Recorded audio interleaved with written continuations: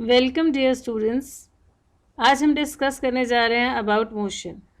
Motion concept, आपको motion का idea पहले भी है, that is the change in position of an organism. कोई भी बॉडी, किसी भी पार्टिकल, किसी भी छोटी से छोटी या बड़ी चीज़ की जब पोजीशन चेंज होगी, we use a term motion for that.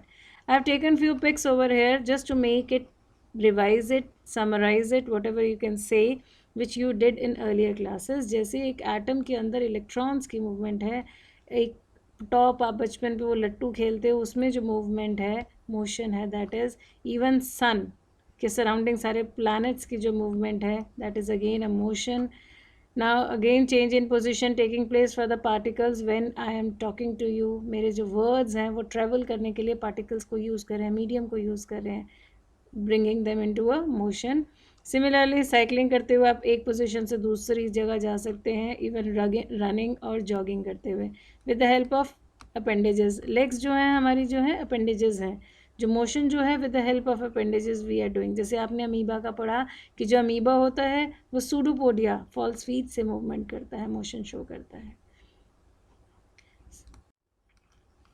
So let's summarize these two terms once again. One is motion, that is when an object changes its position. किस में चेंज आ रहा है? उसकी पोजिशन में चेंज आ रहा है with respect to surrounding and time. We call it as object is in motion. अलग अलग तरह के मोशन है। पीरियोडिक मोशन है, जैसे कि 365 days and 6 hours अर्थ को सराउंड पूरा टाइम लगता है सन के अराउंड घूमने के लिए। इसी तरह से ट्रांसलेटरी मोशन दो तरह का हो गया। अगर वो स्ट्रेट लाइन में है तो उसको वर्ड यूज़ करते हैं रेक्टिलिनियर। अगर वो कर्व पाथ, जैसे आप शटल कॉक या वॉलीबॉल खेल रहे हो, कर्व पाथ फॉलो कर रहा है, we call it as a curvilinear. ना ऑसिलेटरी मोशन क्या है? पेंडुलम का टू, इधर को जाना, वापस उसी पोजिशन पे आना, फिर जाना, फिर वापस आना। ऑसिलेटरी और कर्विलिनियर का यही डिफरेंस है कि अपनी पोजीशन पे जाके फिर वो उसी पे वापस आता है, एक्सट्रीम एंड मीन पोजीशन पे। Circulatory, name it self is clear, surrounding में जा रहा है, मूवमेंट हो रही है।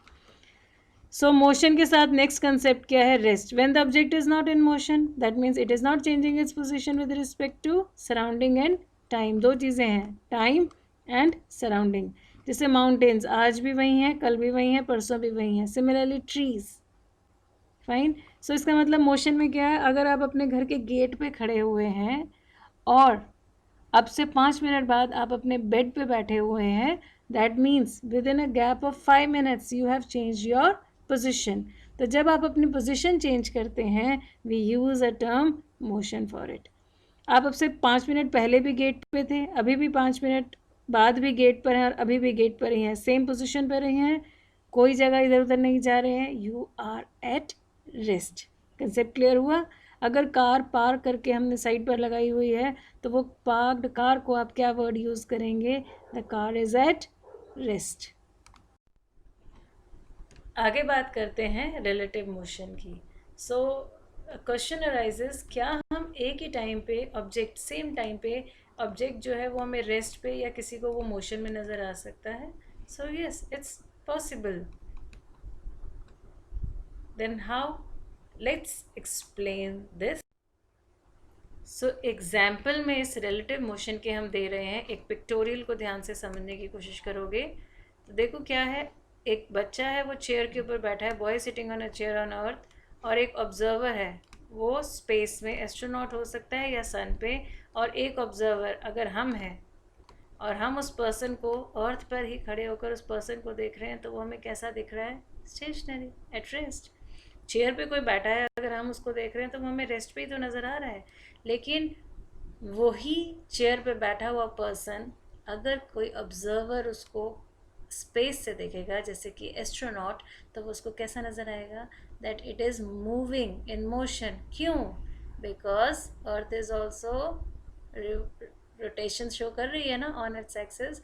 अर्थ is also in motion along its axis. So इसलिए इसको भी ये चेयर पे बैठा हुआ बच्चा जो है एस्ट्रोनॉट को मोशन में नज़र आएगा, लेकिन हमें कैसे नज़र आया? At rest.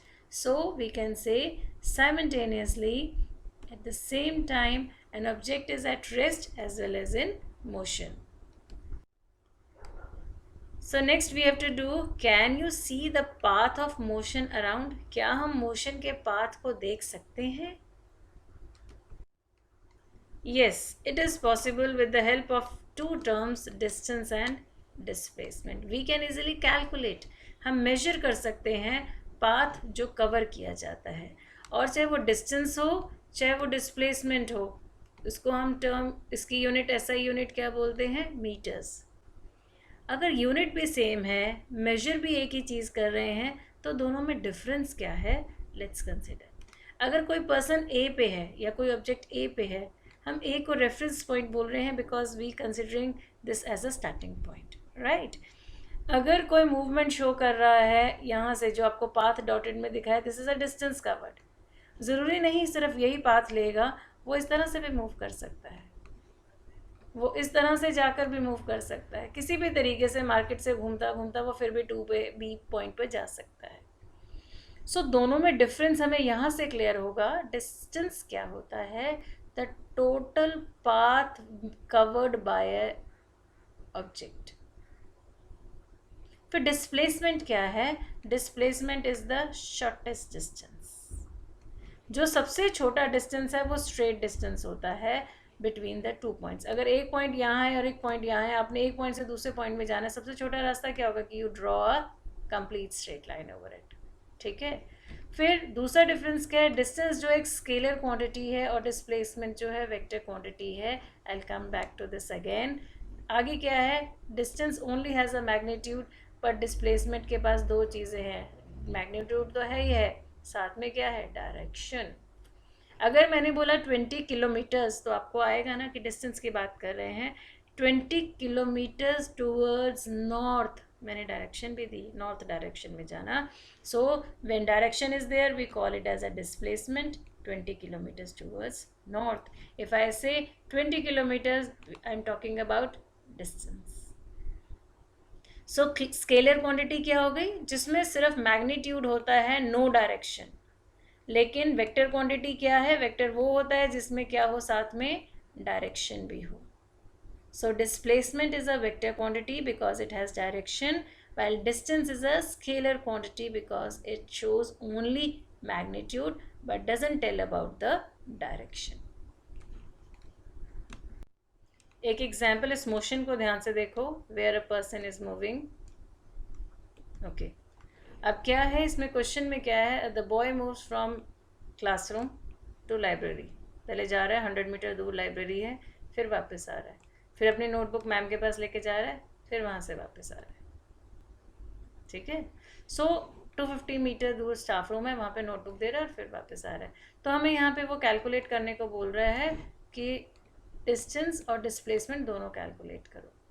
तो डिस्टेंस क्या हुआ? पहले 100 मीटर यहाँ गया, फिर वापस आ गया, कितना हो गया? 200 मीटर। फिर 250 यहाँ गया, 250 वापस आ गया, कितना हो गया? टोटल डिस्टेंस कवर्ड कितना हो गया? 700 मीटर्स। यानी जितना ट्रेवल किया, 2 राउंड 3 राउंड, उस हिसाब से हमने क्या निकाल लिया? डिस्टेंस। अब डिस्प्लेसमेंट क्या है? डिस्प्लेसमेंट क्या होती है? Shortest distance between two points. अगर ए पॉइंट भी यही है और बी पॉइंट भी ये है, तो दोनों पॉइंट्स के बीच के डिस्टेंस को आप क्या वर्ड यूज़ करते हैं? डिस्टेंस तो हो गया, शॉर्टेस्ट डिस्टेंस को आप क्या वर्ड यूज़ करते हैं? डिस्प्लेसमेंट। तो यहाँ पे डिस्प्लेसमेंट क्या हो गया? 0, बिकॉज उसी स्टार्टिंग पॉइंट पे जब आप वापस आ गए तो डिस्प्लेसमेंट हुआ 0। जब भी ऐसा कोई सम आए, न्यूमेरिकल्स आए, you always draw a diagram, छोटा सा डायग्राम बनाओ। द आंसर जो है आपको समझ भी करना कैसे है वो भी आएगा, और आंसर भी आपका बिल्कुल करेक्ट होगा, क्योंकि अंडरस्टैंडिंग जो है कंसेप्ट की प्रॉपर हो जाएगी। एक और एग्जाम्पल कंसिडर करते हैं। See the movement of the boy. Okay, so अगर सर्कुलर एरिया है और उसके अंदर सराउंडिंग में उसने सर्कल किया, तो क्या है? प्लेग्राउंड का डायमीटर कितना है? 70 मीटर्स। सो कितना होगा पूरा डायमीटर? इस तरह से सेंटर से जाएगा ना, सेंटर पॉइंट को मूव करता हुआ डायमीटर, और इसके हाफ को क्या बोलते हैं? रेडियस, ये आपको मालूम है। और उसने कितने राउंड लगाए हैं? थ्राइस, मतलब कितनी बार घूमा? 3 बार। And then it return to the starting position, वापस उसी पोजिशन पे आ गया। सो डिस्टेंस कितना हुआ? डिस्टेंस टोटल क्या है? Thrice the circumference. अब सर्कल का जो सराउंडिंग होता है, आउटर बाउंड्री होती है, उसको क्या बोलते हैं? सरकमफ्रेंस। तो सरकमफ्रेंस का फॉर्मूला क्या हो गया? 2πr। आर आपको पता है, डायमीटर 70 है, तो रेडियस कितना हो गया? 35। उस हिसाब से आपने उसका डिस्टेंस कवर्ड निकाल लिया सरकमफ्रेंस का 2πr फॉर्मूला से। सो ऐसे उसने कितने राउंड लगाए हैं? 3 राउंड्स लगाए हैं, तो टोटल कितना हो गया 600 मीटर, 660 मीटर्स। लेकिन डिस्प्लेसमेंट क्या है यहाँ पे, हमारी जिस स्टार्टिंग पॉइंट से शुरू हुआ था वहीं पे घूम कर वापस पूरा राउंड लगा के वो उसी पोजीशन पर वापस इधर आ गया। ठीक है, अब ए भी यही है, एंडिंग पॉइंट भी यही है, तो सेम उसी पोजीशन पे आने पे डिस्प्लेसमेंट क्या हुई, शॉर्टेस्ट डिस्टेंस क्या हुआ, 0। अनदर एग्जाम्पल इज देयर, अगर हम यहाँ पर देखेंगे मूवमेंट है, ए ने स्टेयरकेस चढ़कर सी पर गया, डिस्टेंस उन्होंने आपको दिया हुआ है कि जो हाइट है इस रूम की वो 12 मीटर्स है। So how, based on this figure we have to calculate, we will use a Pythagoras theorem, जहाँ पर शॉर्टेस्ट, देखो इस रास्ते पे ऊपर चढ़ने के लिए वो यहाँ से यहाँ नहीं जा रहा है, वो ए से सी सीधा जो है शॉर्टेस्ट डिस्टेंस फॉलो कर रहा है। स्टेयर्स भी इसी तरीके से बनाई गई हैं to represent the shortest distance is A to C, हमें ये कैलकुलेट करना है। तो इसको कैलकुलेट करने के लिए हम कौन सा लगाएंगे, पाइथागोरस थ्योरम, क्योंकि ए सी उसका क्या है, हाइपोटेन्यूज 90 डिग्री का एंगल बन रहा है ना, तो इस हिसाब से अगर आप कैलकुलेट करेंगे you will get the distance covered, नीचे से उसको ऊपर रूम तक जाने के लिए कितना लगता है। So related term with that is speed and velocity. अगर डिस्टेंस जो है that is travel with respect to unit time, आपको याद है formula, speed is equal to distance upon time, हमने यही पढ़ा था ना, speed is equal to distance upon time. So अगर ऑब्जेक्ट डिस्टेंस अपॉन टाइम, ये तो ठीक है, लेकिन अगर वो किसी पर्टिकुलर डायरेक्शन में मूव कर रहा है, अब यहाँ डायरेक्शन भी दे दी, we use a term velocity. दोनों का फॉर्मूला सेम है बच्चे, दोनों के लिए सब कुछ सेम है, एक्सेप्ट कि डिस्टेंस में आपने वर्ड जब स्पीड बोला तो आपने उसको डिस्टेंस लेना है, टोटल जितना कवर किया गया है, जबकि डिस्प्लेसमेंट कब लेनी है अगर आपने वेलोसिटी की बात करनी है। बिकॉज जहाँ आपको डायरेक्शन और वेलोसिटी की बात की है, there you have to tell about the shortest distance. So speed with direction is known as velocity. किस केस में, स्ट्रेट लाइन के पाथ में। अगर इस पॉइंट से इस पॉइंट को देखें तो डिस्टेंस भी सेम है और डिस्प्लेसमेंट भी शॉर्टेस्ट डिस्टेंस यही आएगा, लेकिन यहाँ पे जब हमें डायरेक्शन दे दिए, ईस्ट है, नॉर्थ वेस्ट है, वेस्ट है, तो जब हमें डायरेक्शन मिल गई, we will not use a term speed, we will say it is velocity. Now formula of velocity is displacement upon time taken. Its units are meter per second, जैसे speed की होती है। velocity of a body जो है वो change करती है, कब, जब उसकी speed change हो। direction तो चाहिए पर speed भी चाहिए ना, साथ में change in speed के साथ साथ अगर डायरेक्शन, अगर स्पीड कांस्टेंट है और डायरेक्शन को चेंज कर देंगे तब भी क्या वेलोसिटी चेंज होगी, यस। एग्जाम्पल देखो, ये एक्सीलेटर है, आपने मॉल्स में देखा है, एक्सीलेटर में क्या होता है कि एक स्टेयर केस ऊपर की तरफ जा रहा है और एक नीचे की तरफ आ रहा है, कांस्टेंट होता है, कोई है नहीं कि आप फास्ट है कोई स्लो है कर सकते हैं, एक सेम कांस्टेंट स्पीड से मूव कर रहे हैं, एक ऊपर की डायरेक्शन में एक नीचे की डायरेक्शन में, we will say that speed is same but there is change in a velocity because of change in the direction. So velocity अगर speed constant रहती है लेकिन direction change होती है तब भी velocity का change माना जाता है। कुछ एग्जाम्पल्स कंसिडर करते हैं यहाँ पर। A ball is thrown vertically upward, vertically means ऊपर की डायरेक्शन में स्ट्रेट भेजी गई है, we call it as a velocity. Similarly a child moves to a market, 5 kilometre per hour की स्पीड से जा रहा है और वापस भी किसी स्पीड से आ रहा है 5 किलोमीटर पर आवर, पर यहाँ पे वेलोसिटी टर्म किस लिए यूज़ की, because there is a change in the direction. Similarly cricket match में देखो, bowler is bowling delivering a ball और स्पीड कितनी दी है 135 किलोमीटर पर आवर, स्पीड बोला, पर हम इसको वेलोसिटी में कब बोल देंगे, टूवर्ड्स अ बैट्समैन, डायरेक्शन बता रहा है, राइट। इसी तरह से जब बैट्समैन स्ट्राइक करता है बॉल को, now there is a change in the direction, वो अपने बैट से डायरेक्शन चेंज कर रहा है बॉल की, now it is the change in the velocity of the ball. कुछ भी स्पीड हो सकती है, कम ज़्यादा, वो डिपेंड करता है, बट डायरेक्शन चेंज होने की वजह से भी हम उसको क्या कंसिडर करते हैं, दैट इट इज़ वेलोसिटी। एक और एग्जांपल लेते हैं, ये देखो मूवमेंट, अब यहाँ स्क्वायर पाथ है, बाउंड्री के चारों तरफ मूवमेंट है, स्क्वायर पाथ है, सर्कल में हमने क्या बोला था, सर्कमफ्रेंस, उसी को हम स्क्वायर में या रेक्टेंगल में क्या वर्ड यूज करते हैं, पेरीमीटर। ठीक है। सो देखो, a student जॉग्स a square park 120 minutes time लेता है, और रेट ऑफ जॉगिंग उसका बताया है कितनी स्पीड से वो मूव करता है, 6 किलोमीटर पर आवर की स्पीड से, और ऐसे वो कितने राउंड ले रही है, 2। सो आपको स्पीड दी हुई है और टाइम दिया हुआ है ऑलरेडी, आपको क्या निकालना है, डिस्टेंस, कि उसने कितना डिस्टेंस कवर किया है। तो 2 राउंड में उसने कितना डिस्टेंस कवर किया, 12 किलोमीटर्स आ गया हमारे पास। ठीक है। एक बार इसको क्रॉस चेक करने के लिए हम क्या करेंगे, हम बोल रहे हैं उसने 2 आवर्स में इतना डिस्टेंस कवर किया, और हमारे पास पेरीमीटर का फॉर्मूला क्या है, 4 इंटू साइड। तो 4 इंटू साइड कितना आया, 12 किलोमीटर्स। तो ईच साइड की 4 इंटू साइड 6 किलोमीटर्स आया, बिकॉज उसने 2 राउंड्स लिए ना, तो एक राउंड में उसने कितना कवर किया, 6 किलोमीटर। तो पर साइड कितनी आ गई, 1.5 किलोमीटर्स। एक बार देखो, ये 1.5 है, ये 1.5 है, 1.5 1.5 3, कितना हो गया, 4.5, फिर 1.5 और मिला दो, कितना हो गया, 6। सो टोटल कितना हो गया, एक राउंड में डिस्टेंस कितना आया, 6। ऐसे उसने कितने राउंड लगाए हैं, 2, तो टोटल कितना आ गया, 12। सो कहने का मतलब है, ये सारा आपको बताने का पर्पस है कि आपने हमेशा डायग्राम, फिर से याद रखो, जो क्वेश्चन आता है उसका डायग्राम बनाओ, डायग्राम बना के देखो हमें क्या निकालना है, डिस्टेंस निकालने का तरीका पता चल गया। अगर सर्कमफ्रेंस में घूम रहा है, सर्कल में घूम रहा है, तो 2πr का फॉर्मूला लगाएंगे। अगर रेक्टेंगल में घूम रहा है तो क्या फॉर्मूला होता है पेरीमीटर का, 2 इंटू लेंथ प्लस ब्रेथ। अगर आपने स्क्वायर है तो क्या हो गया पेरीमीटर का formula, 4 into side. So next is about uniform and non uniform motion. देखो, टर्म को ना लर्न करने का बेस्ट वे होता है कि आप उसको किसी से कोरिलेट करो। अब आप लोग स्कूल में आते हो तो सारे कैसे आते हो, यूनिफॉर्म, यूनिफॉर्म मीन्स एक जैसे क्लॉथ्स में, यही है ना। अगर नहीं आते हैं तो उसको क्या बोलेंगे, non uniform, you are not in uniform today. So यही यूनिफॉर्मिटी, एक जैसा रहने को आप क्या वर्ड यूज करेंगे, यूनिफॉर्म। तो यहाँ पे कौन एक जैसा रह रहा है, मोशन। ठीक है, चलिए आगे करते हैं इसको। Now see this illustration carefully. Car जो है वो रेस्ट पे है, एंड टाइम देखिए वॉच का साथ में दिखाया है 5 minutes to 12। Now the car has moved 2 kilometer distance in 5 minutes.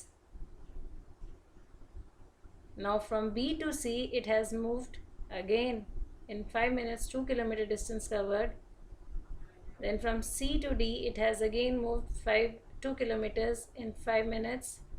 And again from D to E it has moved 2 kilometers in 5 minutes. So in total the car has moved to how much distance?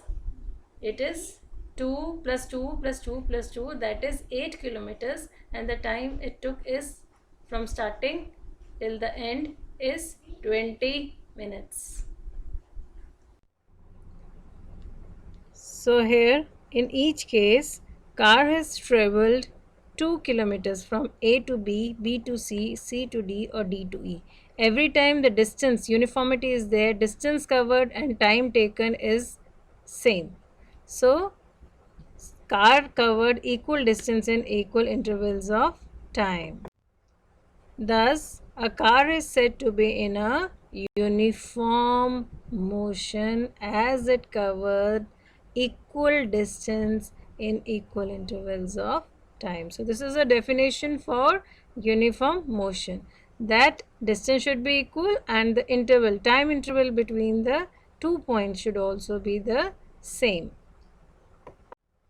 So, graphically, if we want to represent it with reference to time and distance, we have to see कि हम x axis पे क्या लेंगे और y axis पे क्या लेंगे।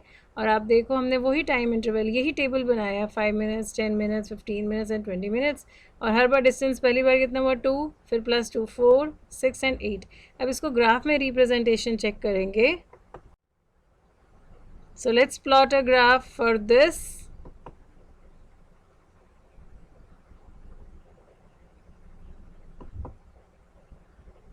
Now on a graph, on x-axis we have taken time, right? and along the y-axis we have taken distance. So if we take the points, first case, second, third and fourth, we have just marked it, and here the x-axis 3 units is equal to 5 minutes. जैसे देखो 3 units का मतलब क्या हुआ, 1 square, 2 square and 3. Every time see the number of squares remains the same, जैसे graph में normal होता है, और उसने ये स्पेसिफाई कर दिया, और यहाँ की 3 यूनिट्स को बॉक्स बनाना है ना, तो यहाँ की 3 यूनिट्स को उसने किसके बराबर लिया, equivalent to 2 kilometre, like this. So when we get a straight line, it represents that the motion is a uniform one.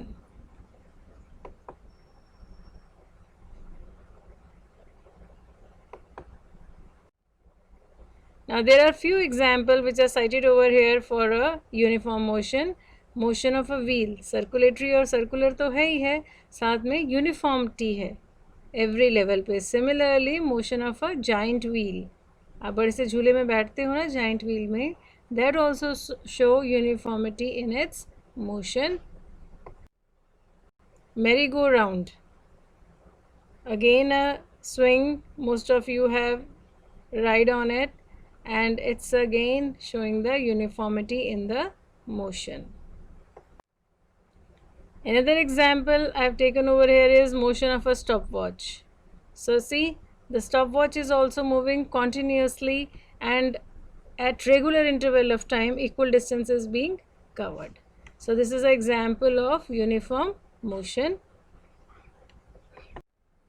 So another is the non-uniform motion. Now let's understand opposite to uniform motion. A car has traveled the 5 minutes to 12. So car is at point A and is at rest. Now the car has moved 1 kilometer in 5 minutes.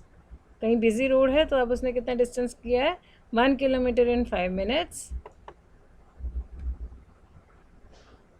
Then 2 kilometer in next 5 minutes. Again in 5 minutes, 5, 10, 2 पे आ गई है ना, तो 3 kilometers cover किया within 5 minutes now.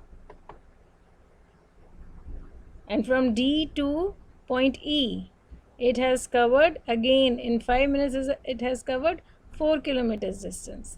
So यहाँ पे कोई भी यूनिफॉर्मिटी नहीं है, कहीं 5 मिनट में 1 किलोमीटर डिस्टेंस कवर हो रहा है जैसे यहाँ पे, और कहीं 5 मिनट्स में 4 किलोमीटर डिस्टेंस कवर कर रहा है वो. सो इस पिक में आप देखो ट्रैफिक लाइट्स पे कैसे ट्रैफिक जैम लगा है. इट्स शोइंग यू यूनिफॉर्म और अ non uniform motion.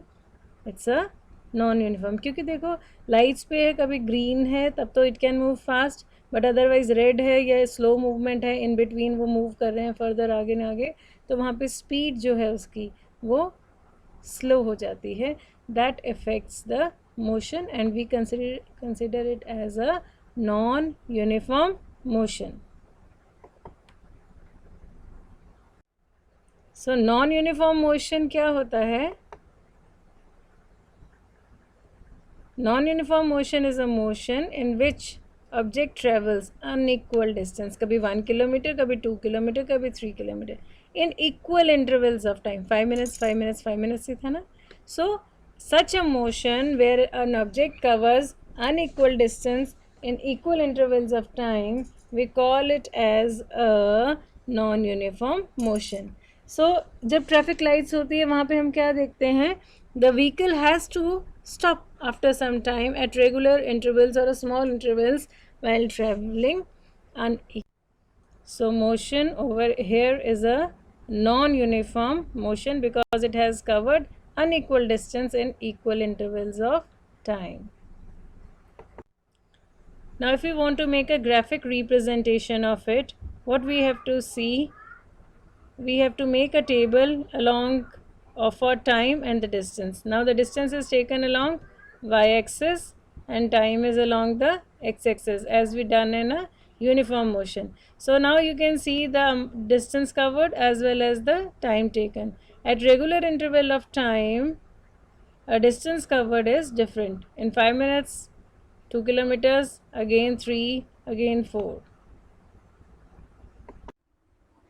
So here हम ग्राफ को प्लॉट करेंगे, रिप्रेजेंट करने की कोशिश करेंगे कि how a non uniform motion makes a graph.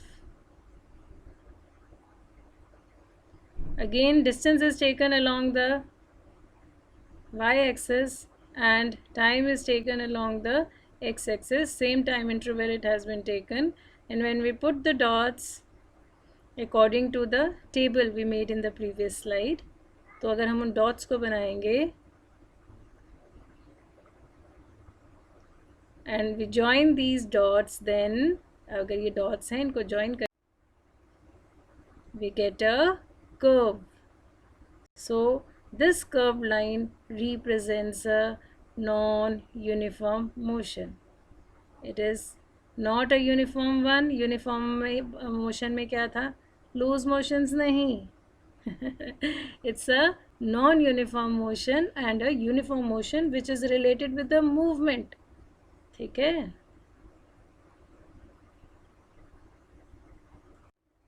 So examples कुछ कंसिडर करेंगे हम नॉन यूनिफॉर्म मोशन के. आपने इस बॉल की मूवमेंट को ध्यान से देखना है. This ball is covering unequal distance. यहाँ तक हाइट तक गया, लेवल देखो कम हो गया, अगेन देखो लेवल कितना फिर से और कम हो गया यहाँ पर. So that means it is covering unequal distance in equal intervals of time. So a non uniform. Another example in this category is when a ball is taken and it is moving an inclined plane. Then the motion, see the motion, it is covering unequal distance in equal intervals of time. So example of a non-uniform motion. Another example which we are taking over here is movement of a ball. Now a ball is thrown freely from the cliff. ऊपर पहाड़ से नीचे ball को फेंका है तो आप ध्यान से देखेंगे it is covering unequal distance. जैसे जैसे ग्राउंड के पास जा रही है ज़्यादा डिस्टेंस कवर कर रही है in equal intervals of time. And we plot a graph. देखो ये कैसा आ रहा है, लीनियर नहीं आ रहा ना, स्ट्रेट लाइन नहीं है, कर्व्ड आ रहा है. So it is a non uniform. इसी तरह से अगर रेन ड्रॉप्स को हम ध्यान से देखें, they also follow a non uniform motion. So now related next term is average speed. Average means when 2 or 3 are given over here. देखो यहाँ पे 50 किलोमीटर्स पर आवर की मूवमेंट शो कर रहा है. अलग अलग डिस्टेंस कवर हो रहा है, 1500 मीटर और यहाँ पर 500 मीटर. सो स्पीड में जब चेंज है, वेरिएशन है, हम इसका एवरेज निकालना हो, कभी भी इस तरीके से आपको सम आए, आपने सीधा स्पीड को प्लस नहीं कर देना है प्लीज़. कि स्पीड को प्लस किया डिवाइडेड बाई 2 किया, नो.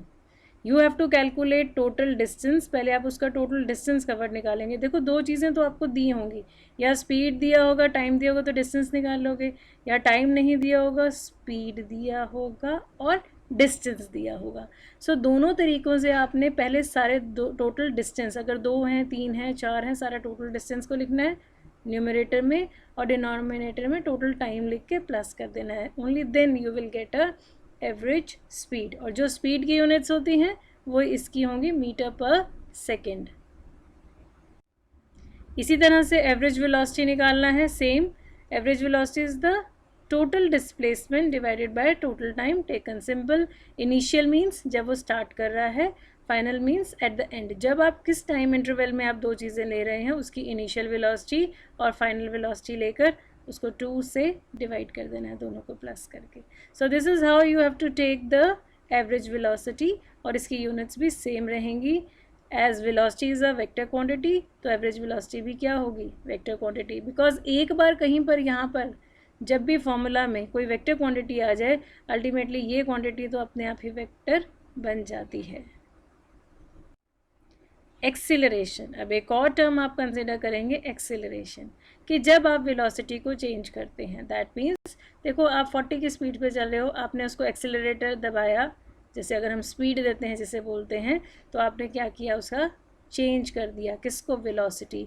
जब वर्ड रेट आ गया that means with respect to time you are changing the velocity. So what is acceleration? It is the change in velocity. This shows change in velocity per unit time. Again अगर velocity vector quantity है, मैंने भी बताया, तो naturally यहाँ वाली भी जिस फॉर्मूला में ये आ रही है वो भी क्या बन जाएगी, वेक्टर क्वांटिटी. तो एक्सीलरेशन भी एक वेक्टर क्वांटिटी है. और ऊपर वाली यूनिट क्या थी, मीटर पर सेकेंड, नीचे क्या है, टाइम का, सेकेंड. तो क्या यूनिट बन जाएगा, metre per second square. This is our acceleration. Now acceleration is change in rate of change of velocity. अब वेलोसिटी में जो चेंज आ रहा है आपके पास, वो वेलोसिटी में चेंज कब आ सकता है, अगर उसकी स्पीड में चेंज आए. क्योंकि आपको याद है हमने पिछली स्लाइड्स में क्या बोला कि speed with direction is what, velocity.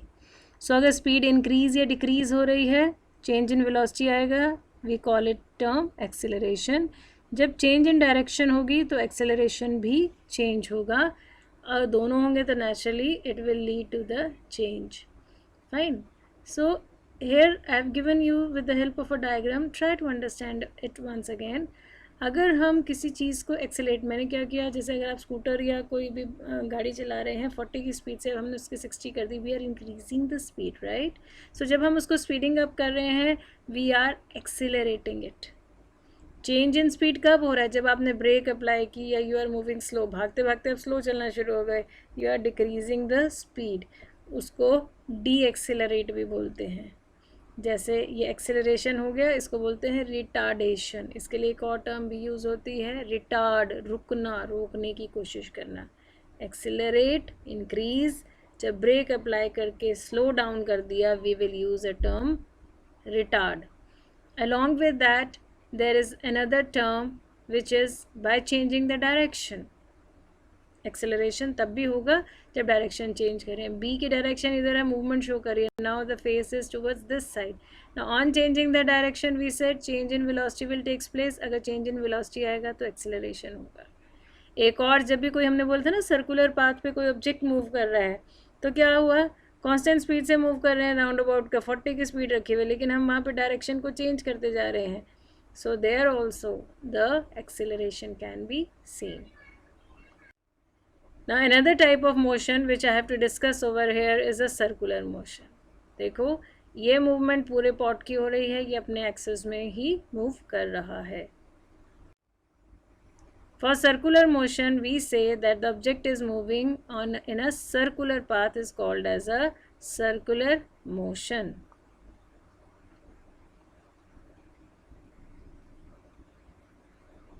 Like this. A spinning wheel of a charkha is an example of circular motion. A ball delivered by a spin bowler. आपको पता है बॉलिंग करते हुए एक तो बॉल फ्रंट में बैट्समैन की तरफ जाएगी, लेकिन स्पिनर क्या करते हैं, वो अपने उसी बॉल को अपने ही एक्सिस में रोटेट करते हैं. वो बॉल एक्सिस में भी रोटेट करती है और फॉरवर्ड भी मूव करती है. जैसे अर्थ के केस में है कि वो अपने एक्सिस पे रोटेशन भी शो कर रही है and it is revolving around the sun as well.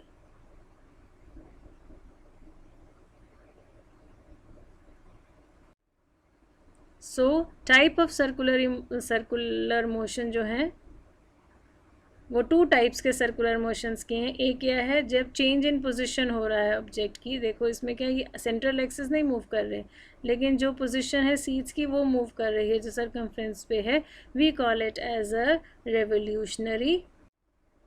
Rotatory motion is another type. This motion is shown when the object is moved in a circular path without changing the position. जैसे अर्थ, जैसे spin करती हुई ball, जैसे top लट्टू की तरह वो अपने ही एक्सिस पे रोटेट करता रहता है, that is a rotatory motion. So circular motion are further types कितनी होगी, रोटेटरी अपने एक्सिस पे, रेवोल्यूशनरी सेंट्रल वो और पोजीशन जो है चेंज होना. दो तरह के फोर्सेस इन पे एक्ट करते हैं, centripetal force and a centrifugal force. इसको अंडरस्टैंड करते हैं, व्हाट आर दीज. अब यूनिफॉर्म मोशन जो है is a motion along a circular और a curved path and in which there is no change in speed. But क्या चेंज हो रही है, सिर्फ change in direction. Speed change नहीं होती, बट क्या चेंज होती है, डायरेक्शन चेंज होती है. सेंट्रीपिटल फोर्स जो इसका हमने लिया है, सेंट्रीपिटल फोर्स जो है वो इनवर्ड डायरेक्शन में अप्लाई होता है और सेंट्रीफ्यूगल फोर्स जो है वो आउटवर्ड डायरेक्शन में होता है. अब इसका एप्लीकेशन, इसका यूज़ कहाँ है उसको एक बार डिस्कस करते हैं. See, the electrons which are spinning around, it is an example of centripetal force, applying a force towards the inner side. Similarly, moon which is revolving around the earth.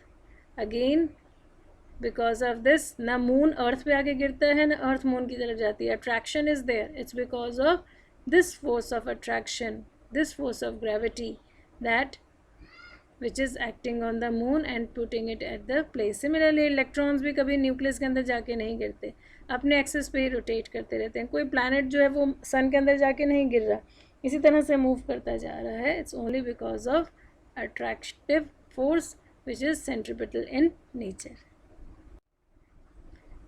Again centrifugal force से related क्या है, जब हम बोलते हैं, आपने lesson number 2 में भी सेपरेशन टेक्निक में किया है, ये सेंट्रीफ्यूगेशन मशीन है जहाँ पे जैसे अपने ब्लड सैंपल या यूरिन सैंपल के डिफरेंट कंपोनेंट्स को हम इजीली सेपरेट कर सकते हैं. अब जो फुली ऑटोमेटिक वॉशिंग मशीन होती है उसमें जो स्पिन करता है वो भी इसी पे बेस्ड होता है कि वाटर को वो बाहर की डायरेक्शन में थ्रो करता है, राइट. बिकॉज तभी तो ड्रेन होता है वो वाटर, ड्राई अप हो जाता है. कोई भी हमारा जो क्लॉथ उसमें रखे हुए हैं वो इसीलिए ड्राई हो पाते हैं, because water is removed and dried by this only. Because centrifugal force किस पे लग रहा है, जो वाटर कंटेंट क्लॉथ में है उस पर. So here I am ending part 1 related topic which is on motion. Now you have to see the different facts, different surrounding where you can observe the concept of motion. I hope I am able to make you clear the component motion and its related terms. See you with part 2.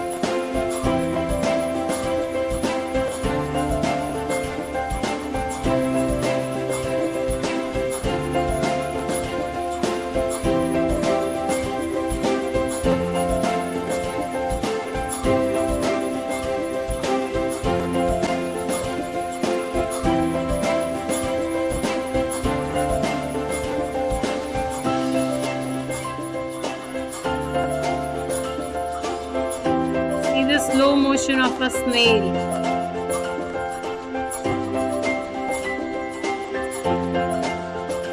Sluggish animal है, बहुत slow move करता है. ऊपर का इसका cover है, ये देखो, where it get calcium carbonate का कवर है to protect itself.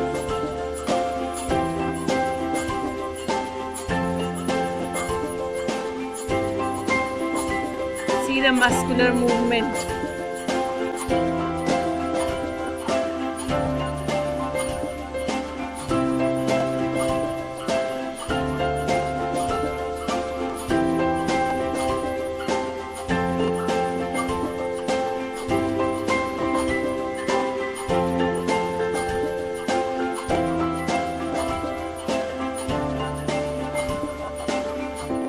Rhythmic movement of heart.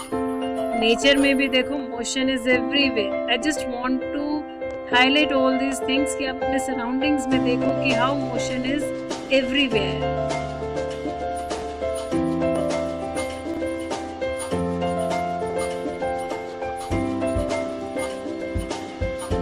जैसे प्लैनेट्स हैं, कभी एक दूसरे में नहीं गिरते हैं.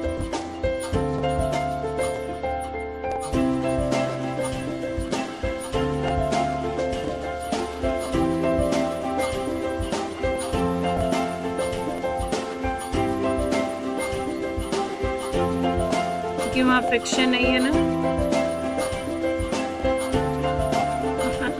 It's just a joke.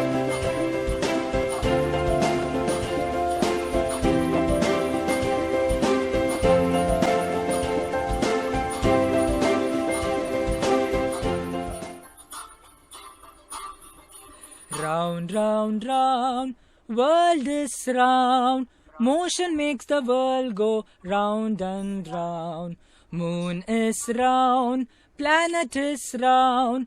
Motion makes world go round and round. But what makes motion? Force makes motion. Force makes motion. Types of motion and types of force. All makes world a wonderful world. All makes world a wonderful round. All makes world a wonderful round. All makes world a wonderful round.